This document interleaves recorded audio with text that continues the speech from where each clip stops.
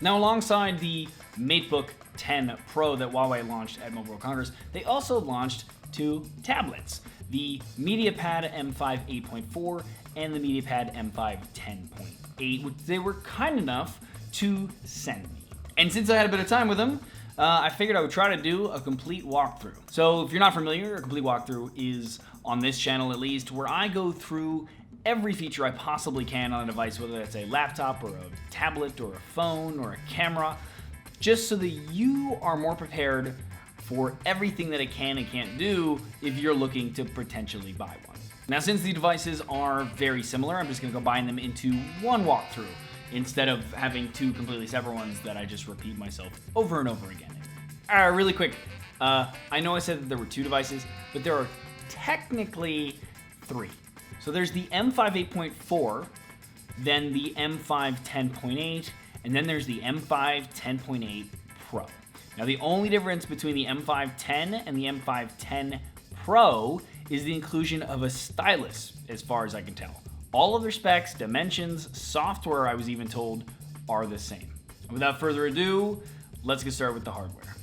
So now, they are all made out of a solid unibody aluminum and are the first tablets actually to feature a 2.5D curved glass screen, which means that the glass is actually curved down into the body, which is a nice touch. The M5 8.4 inch has an 8.4 inch IPS LCD screen, while the 10.8 inch is actually a 10.8 inch IPS LCD screen, also Both screens have a 2560 by 1600 resolution, which gives them different pixel densities, of course. Above the screens, we have the same 8 megapixel front-facing camera, and below, we have a home button that doubles as a fingerprint scanner. Now, normally at this point, I go over like the different sides of the device, like the top, the bottom, the left, the right, etc.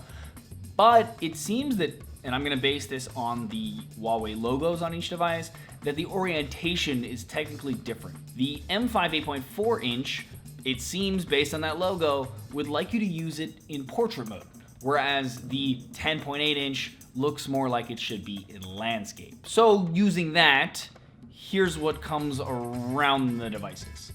So let's start with the bottom of the 8.4 inch, which has a USB-C port, no headphone jack on either of these devices, by the way, and one of our dual speakers, which are tuned by Harman & Kardon.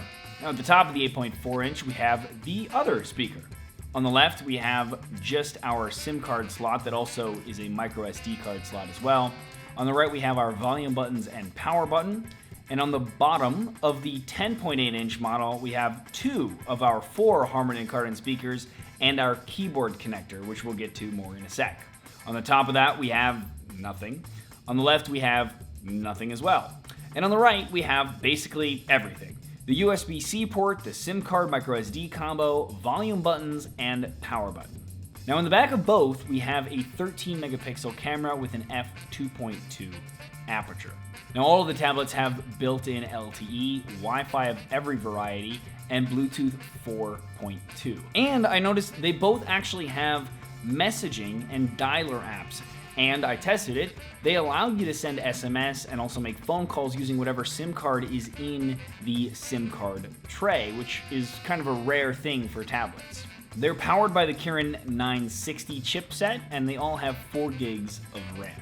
Now, the 8.4 inch version has a 51 milliamp battery that Huawei says can be charged fully in 1.9 hours thanks to its quick charge technology, and the 7500 milliamp battery in the 10.8 inch can be fully charged using that same tech in about 2.9 hours.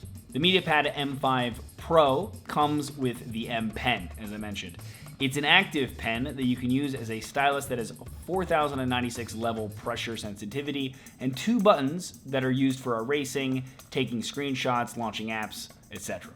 You can slide the clip over on the pen to reveal the USB-C port that allows you to charge it. Huawei says it'll fully charge the pen in 100 minutes and can be used for up to 50 days on one charged, and that's based on a 2-hour per day use. On the software side, the devices both run Android 8.0 with EMUI 8.0 on top, and since it's the same version that we're used to, I'll skip over the system itself and let's just go over some of the more unique apps that Huawei has included on these devices in particular. Firstly, we need to talk about desktop mode. So the M5 10.8 inch with its keyboard connector can slide into a keyboard case like this one from Huawei that has an actual clickable keys, a glass trackpad, etc., and it'll automatically switch to desktop mode. Now in desktop mode, it'll resemble a PC, complete with a copy of the Windows XP default background apparently, with a version of a start menu with all of your apps in it and a taskbar that shows your open apps and normal status icons.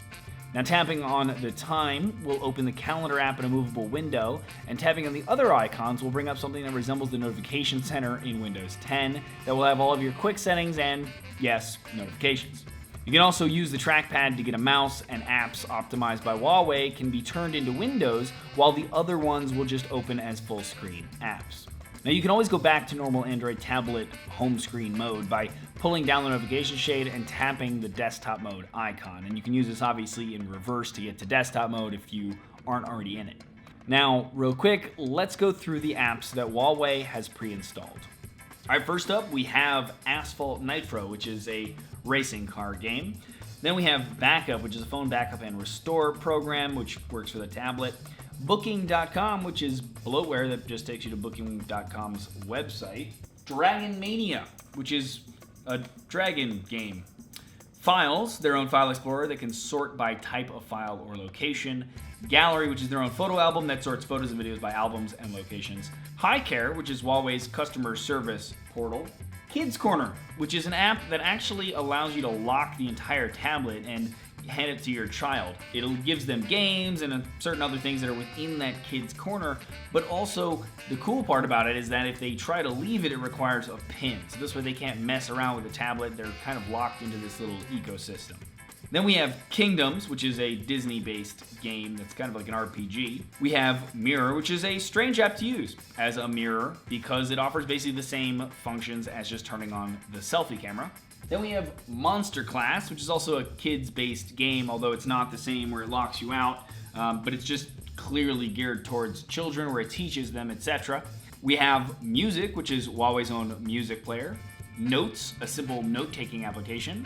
Phone Clone, which allows you to download the app on another device and quickly transfer all of your photos, videos, apps, etc. from one to the other.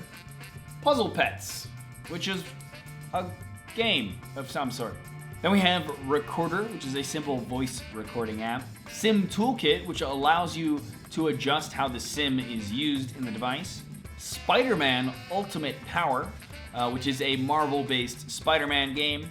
Then we have Tablet Management, which is the same as their phone management app, by the way. It's just called Tablet. I love that they changed the name of that, but they didn't change the name of Phone Clone. But anyway, it's an app used for cleaning up the cache storage, monitoring or limiting mobile data, battery monitoring, and even scanning for viruses. Themes, where you can buy or download new themes from Huawei's repository. Tips, which is Huawei's app for showing you how to get the most out of your device. Videos, which is Huawei's built-in video player. And finally, Weather, which is a basic weather app with weather data provided by AccuWeather.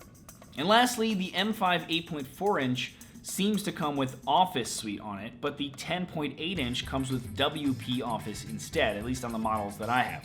Now, I have to assume that this has something to do with WPS being optimized for the desktop mode, allowing you to use it as a windowed app, whereas Office probably isn't, but that's just a hypothesis. And now for the camera. On the normal photo and video modes, we have the following. Pro mode, which allows you to adjust all of the camera's functions like ISO, shutter speed, exposure, autofocus, white balance, etc. Pro video, which is the same concept as pro mode, but for video, obviously. HDR, which is a mode on Huawei devices instead of actually just being automatically detected in auto like most manufacturers, but I don't understand that. Night shot. Now this setting allows you to take a long exposure shot that holds the shutter open for 4 to 8 seconds to let in more light.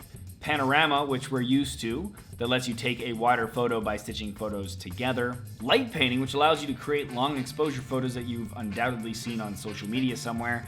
Basically, you can use a flashlight or any sort of light source to paint within a photo. Time lapse, which allows you to shoot at lower frame rates so you have a sped up video. All focus, which is a mode that allows you to take a photo and then adjust the focus after the fact. Filter, which is Instagram-esque filters that can be applied to the live view and photos. Watermark, think Snapchat stickers, but based on like time, location, etc., but from Huawei. Document scanner, which allows you to take photos of documents or anything that resembles one really, and it'll automatically crop it and brighten it. And good food, which is available in the downloads more section, and allows you to choose manually what I assume that the AI scene detection on some of their other devices does automatically, which is that it recognizes food, and you turn up the saturation basically. And now real quick, let's dive into the settings of the MediaPad M5's camera. Photo resolution. You can choose from 13 megapixels in a 4:3 aspect, 10 megapixels in a 16:9, 10 megapixels in a 1:1, 8 megapixels in a 4:3, and 6 megapixels in a 16:9. For video resolution, we have 4K in, I'm assuming, 30 frames per second. Then we have 1080p in 60 frames and 1080p in 30. HD 720p in 30 as well. VGA, for some reason, at 640 by 480 in 30 frames per second. QVGA, even more curiously, and then MMS, which is 176 by 144, according to this. RAW format, which if you're shooting in pro mode, it'll let you capture these raw format photos. Now, if you don't know what those are, then you probably don't need to enable this, but suffice it to say that it allows for more complex photo editing after the fact. GPS tag, which you can turn on and off depending on whether you want location data stored in the metadata of the image file. Assistive grid, which allows you to add various grids to the viewfinder while taking an image to help you line up shots. I personally always use this with every camera, just so you know. Mirror reflection. Now this flips the front-facing camera around to more resemble that of a mirror, and more of the reason why we don't need the mirror app, in my opinion, but there you go. Mute, which turns off camera sounds, because why would you ever want a shutter sound, frankly? I don't know. Timer, which lets you set a timer for when the photo is taken after the shutter is pressed of either 2, 5, or 10 seconds. Audio control, which allows you to take photos with your voice by either saying cheese or when your voice hits a certain decibel level, aka gets loud. Touch to capture, which allows you to tap the screen to take a photo. Capture smiles, which automatically takes a photo as soon as it detects anyone smiling in it. Touch and hold shutter icon. This lets you choose whether you want a burst shot or to lock the focal length when you touch and hold the shutter button. And finally, volume button function. Now this lets you choose if you want the volume buttons to take a photo, push the shutter, zoom in and out, or move the focus in and out. And there you go. Complete walkthrough of the MediaPad M5s. Let me know what you guys thought of these devices in the comments below. Also of the complete walkthrough, I'm trying to hone this series. So I want to know, really, honestly, your help. If you guys would like more information, less information, I did mention in another video, maybe I'll take like the OS and separate that. So like EMUI, because it's going to be basically the same on most devices, including these tablets and phones from Huawei, and make that its own walkthrough. And then in these walkthroughs, I can focus simply on what is specific to the device.